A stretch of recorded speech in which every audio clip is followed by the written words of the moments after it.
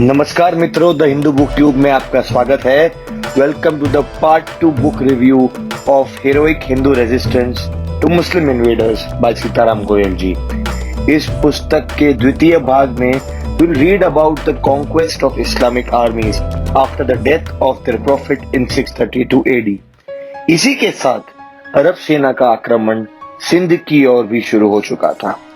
Caliph Umar ने सिंध अपनी सेना मुगरैया के नेतृत्व में भेजा था, जिनको हिंदू राजाओं ने हरा दिया और उनके सेनापति मुगरैया को मार दिया।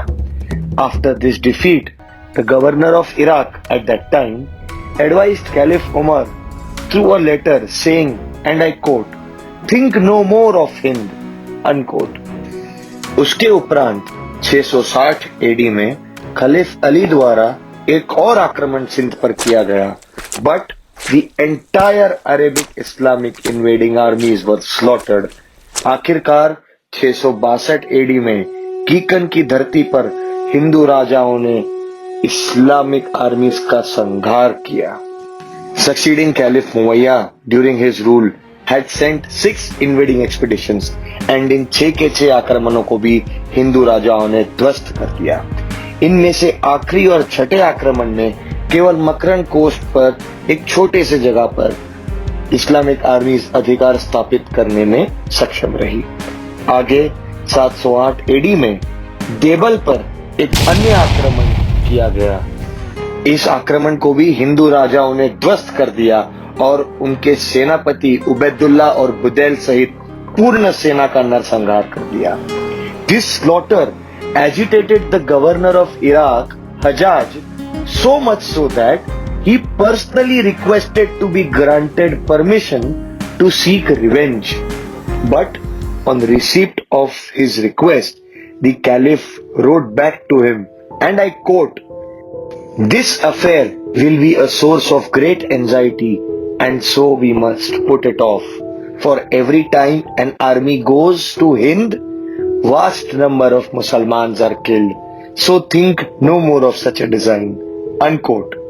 इसका अर्थ यही हुआ कि conquest of Sindh was a very slow conquest, and many great Hindu kings contributed to safeguard their motherland for more than 3 centuries, 300 साल से ज्यादा तक। ये हमारा दुर्भाग्य है मित्रों कि इतिहास के इस स्वर्णिम कालखंड को आज भी अंधकार में रखा गया है।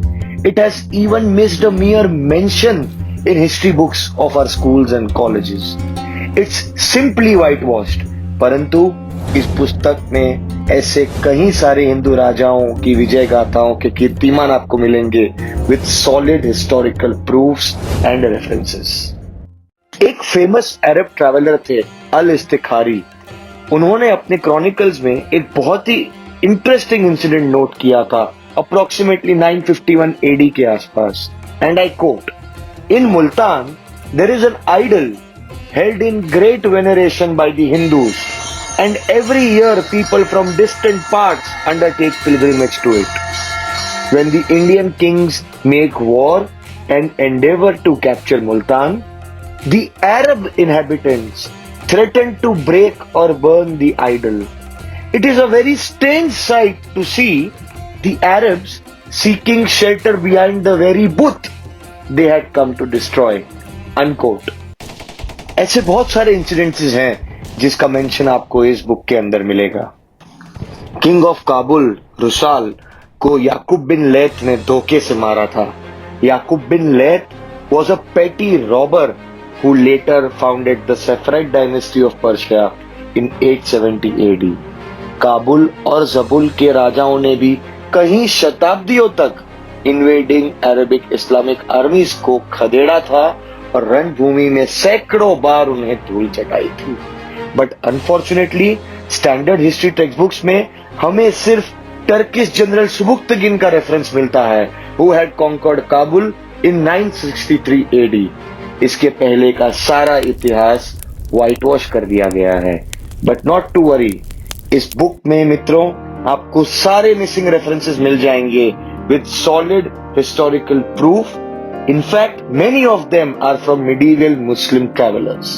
इस बुक रिव्यू के पार्ट 3 में We will discuss about Raja Jaipal and his alliance of Hindu kings, his attack on Ghazni, facts and myths associated with Mahmud Ghaznavi and his raid on Somnath Temple, and many other interesting topics with it. So kindly stay tuned to the Hindu Book Tube. और अगर मित्रों आपको ये video पसंद आई हो तो please like कीजिए, share कीजिए, बेल आइकन पे क्लिक कीजिए और चैनल को सब्सक्राइब कीजिए। धन्यवाद। जय हिंद, जय भारत, वंदे मातरम।